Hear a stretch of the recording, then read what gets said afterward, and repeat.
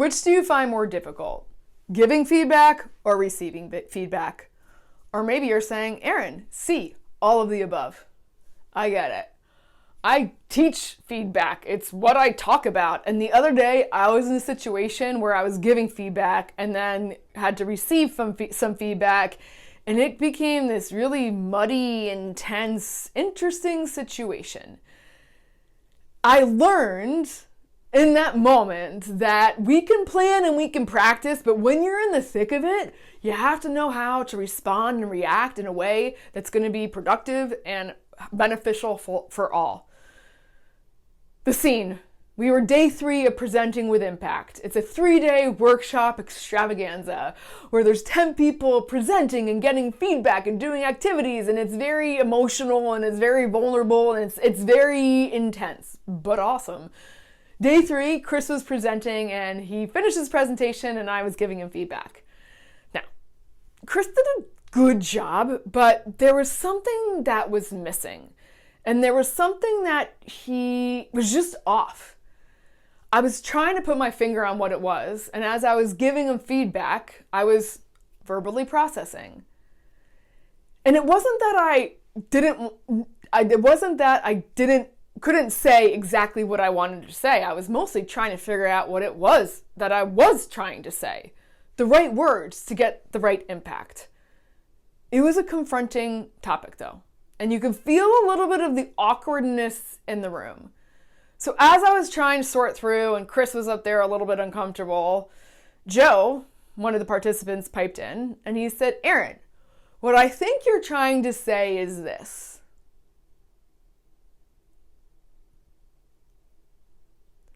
Now, that's not the type of feedback that I ever want to hear. I'm not going to lie.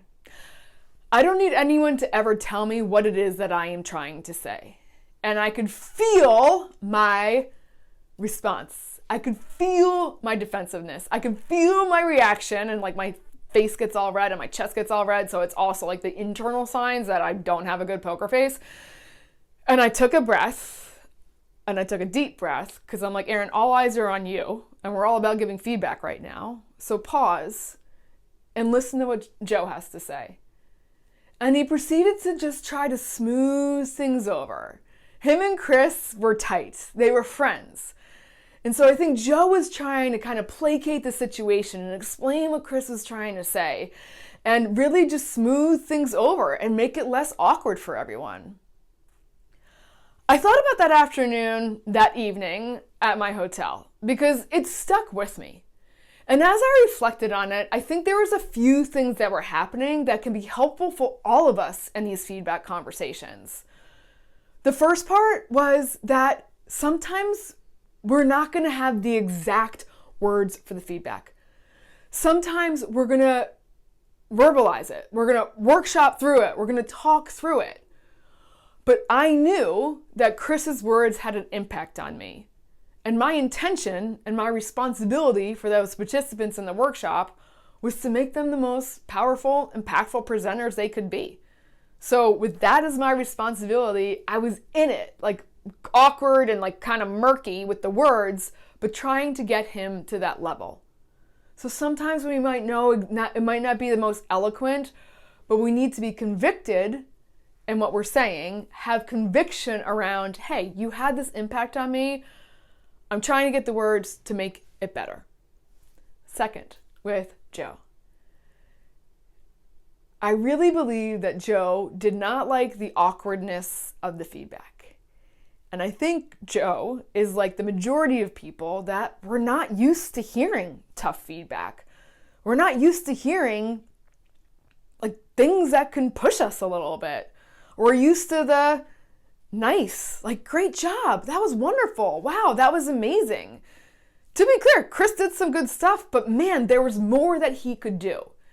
And so I think what Joe was trying to do was to be like, hey, it's all good. It's all good. It's all good. And I'm like, yeah, it's all good. And we can get better.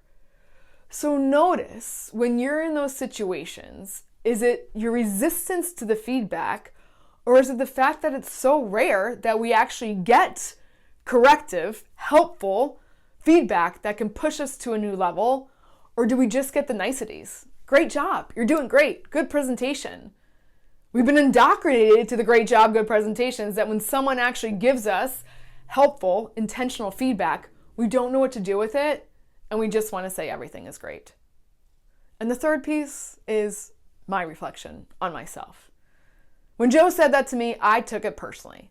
I took it personally that I didn't know what I was saying. I took it personally, this is probably a whole nother video, but I took it personally.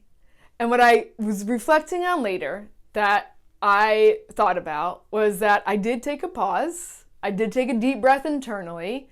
And instead of ending the conversation, I heard Joe out.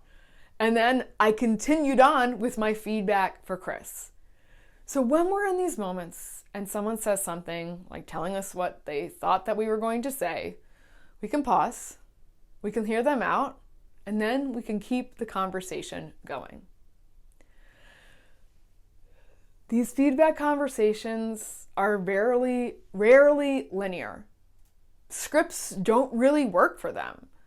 So what we can do is ground down into what is my intention, what is the impact that this person had on me, and how can I share that impact with them in a helpful way. When we're hearing tough feedback or when there's an opportunity to give bold, honest feedback, let's take advantage of it and not just be nice. And when we take things personally, let's A, try not to do that, and B, if we do, pause and look at the bigger perspective, what's actually happening in the room. There's a lot happening in that situation, and there's a lot happening in these feedback conversations, but overall, when we can lean in, stick to our intention, ground down into that impact, we're going to be able to receive and deliver these conversations with maybe still not so smooth, but with the outcome that's going to be good for all.